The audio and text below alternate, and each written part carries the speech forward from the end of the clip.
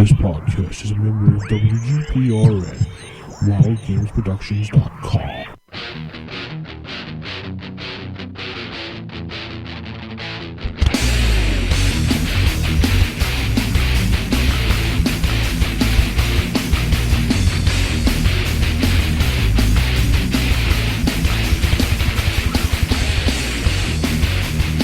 Hello, folks, and welcome to episode 6 of the Darkling Podcast. I'm your host, Mark. Hello, and welcome to the show. My co-host Vince is away tonight on a secret scuba diving mission in the Antarctic, and he's left the show in my marginally capable hands. For those of you new to the show, the Darkling Podcast is a sister show to Darker Days Radio, or a short 15 to 20 minute show dedicated to the world of darkness, old and new. The Darkling focuses on material that's been created by and submitted by our listeners. So, with that in mind, and without further ado, I'll get out of your way and hand you over to our guest host for the evening, Darkling Maestro Beckett. Beckett's reached into his bucket once more to bring us another feature on Monty Cook's World of Darkness. More details, more depth, more darkness. And Monty Cook's take on the World of Darkness is particularly topical this week, as I'll explain after this segment. So, take it away, Beckett. Good evening. Beckett here again to bring you another glimpse of Monty Cook's World of Darkness. Just to recap, 1 year ago, alien entities from another existence showed up in our reality, and their very presence should have annihilated us. Unfortunately for the Iconu, a small population of humanity, who we call the Awakened, have something very special about them. This special quality enabled them to hold back all of the Ikonu's destructive nature, in essence saving the world. For a time, at least. Sadly, it is the presence of the Awakened among us that also alerted the Iconu that we existed at all. And from there, the true assault began, sometimes called the Nightmare Wave, or the Intrusion. It began somewhere in Middle America, which only exists now as a nightmare land, and has since then spread across the globe. One major aspect of the intrusion was the Iconu tapping into and manipulating the boundaries between the living and the dead. No one's quite sure how this happened, but they managed to take a lot of evil human spirits and shove them right back into the mortal coil, in essence trapping two souls in one body. The problem is, one of those souls is undeniably evil, particularly picked from the stock of murderers, rapists, and thieves. This union creates what we call a vampire, a creature that is quite allergic to the sun and must feed off of living blood in order to survive. But this union also brings about a lot of miraculous powers. But it doesn't stop there. They also took a bunch of animal spirits, particularly vicious and savage ones, and forcibly bonded them to human souls, in essence trapping an animal spirit with a human one. And whereas at least the vampires have something inside them they can relate to, even if they don't agree with it, these creatures, the werewolves, don't. Merged with them is a beast that brings out the most feral and instinctual behaviors possible. Like the vampires, though, it is a symbiotic relationship, and this union does grant them miraculous healing abilities, resistance to a lot of damage, disease, and poison, but also the ability to shapeshift, both into a very brutal animal form, usually a wolf, but not always, but also a hybrid form. As a werewolf, they feel a need to attach themselves to other people, usually their friends, but not always, to form a pack. In addition to that, they also gain small magical abilities called rights, which allow them to do a variety of things, from augment their shape-changing, to form different animals, and to deal more damage in combat, or to talk to spirits, things of that nature. But that's not the worst part of it. Not only did the Iconu shove our own earthly spirits back into the mortal world, they brought their own. We call them demons because that's what their natural form appears to be. Although they don't have any physical body, they use earthly inanimate matter to create one for themselves. Unfortunately, for them at least, it doesn't last very long, so they must do so periodically. The demons have a natural minor shape-shifting ability that makes them ideal for both infiltration and deception. For up to an hour, they can mimic pretty much any other mortal they want to. After 1 hour, they revert to their natural form, of course, and must wait 1 more hour before shape-shifting again. They also bring to the table a diluted form of Iconu magic, called cants. Like a werewolf's rites, cants allow for a variety of effects. Some of them are protean in nature, allowing the demon to sidestep some of the restrictions that they have for being in our reality, while others allow for a lot of demonic magic, such as draining a subject's will or calling down hellfire. But that's only one portion of the initial nightmare wave. The intrusion also awakened certain humans to true magic. These mages learned that, given time and experience, they can accomplish just about anything that they put their mind to. And let's take a deeper look at that, because it seems to be a major point of contention for particularly mage players who may be very skeptical about playing Mage or World of Darkness in the D20 system. Monty Cook has done a very good job of keeping Mage's freeform magic system intact. Essentially, mages have what they call components. The components are based off your level and your intelligence, and they work a little bit like spell points in some senses. These components are a representation of the individual mage's understanding and skill with magic. As they level up, they'll acquire more components with which they can weave and sometimes create their own unique spells. Components are used to add factors to an effect that they want.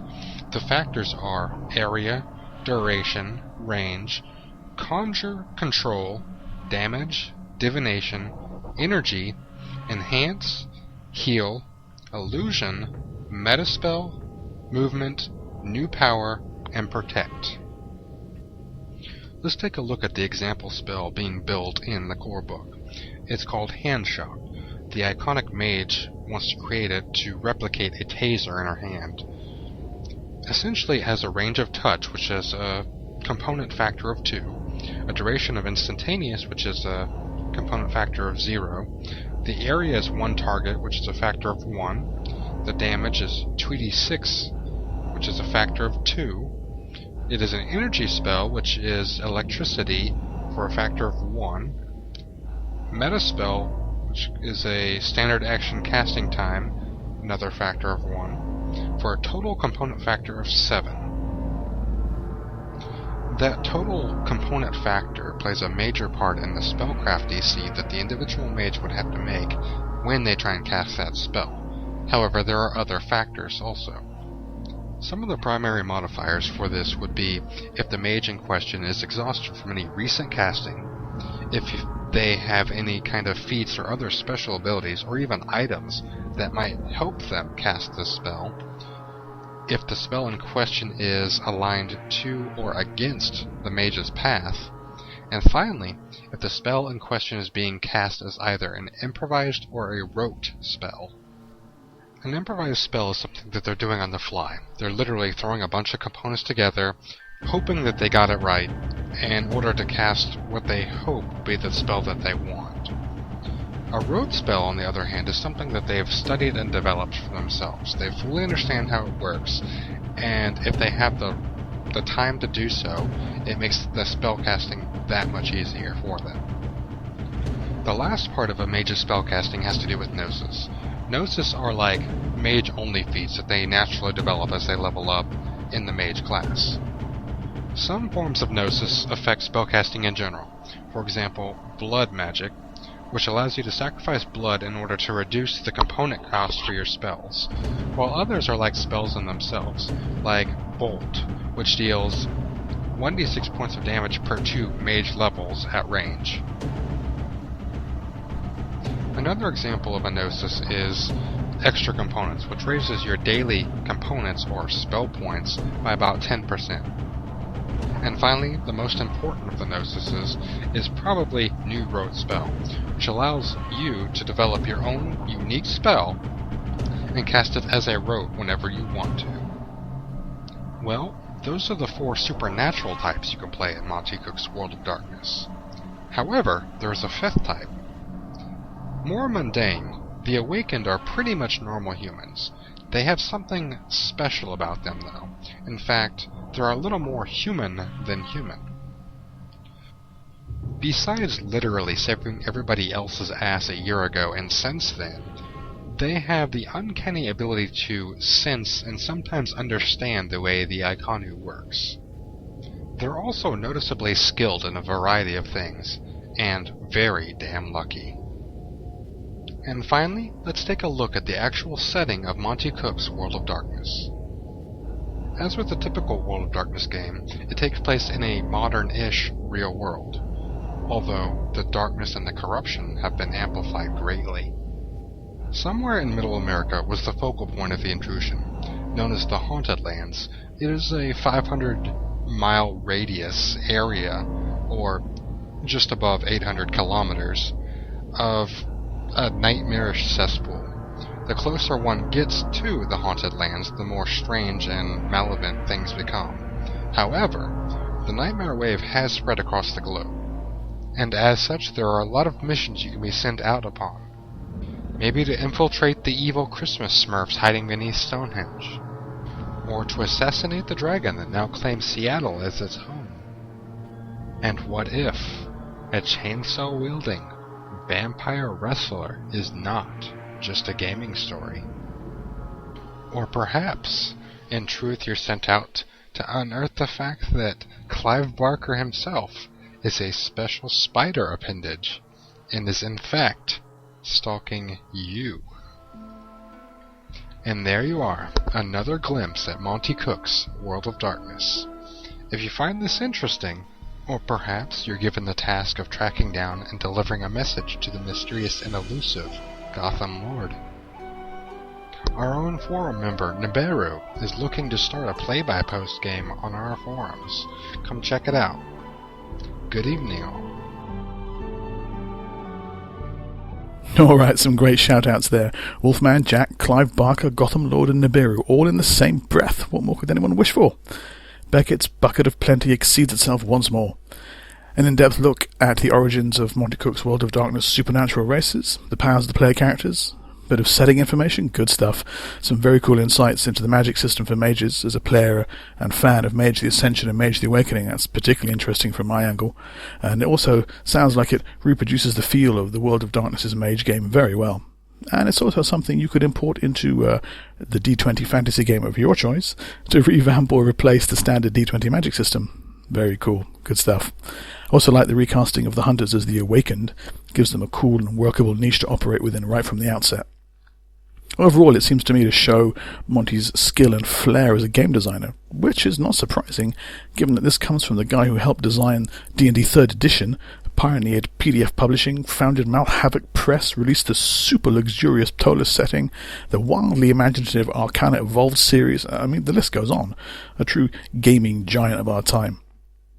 Now, I mentioned before Beckett's segment that Monty Cook is particularly topical for Darker Days right now, and that's because Darkling number 7, the next show, will feature nothing less than an interview with the man himself. And that's right, folks, Monty Cook will be joining us on the show to answer your questions and share some of his magic with us. So if you have any questions, drop us an email or head on over to wildgamesproductions.com, where you'll find a thread for posting your questions, and Vince and I will choose a handful of the best and put them to Monty on the show. So tune in next week for a little Malhavoc. Now, if you want to get in touch with the show, the email address is darkerdaysradio@gmail.com. Website is darkerdays.tk. You'll find our forums at wildgamesproductions.com. You can follow us on Twitter through WGPRN or AlucardD20. Drop us a voicemail on Skype at AlucardD20, or check out the Darker Days Radio fan page on Facebook. Okay, thanks for tuning in. That's all for now. This is Mark signing off. TTFN.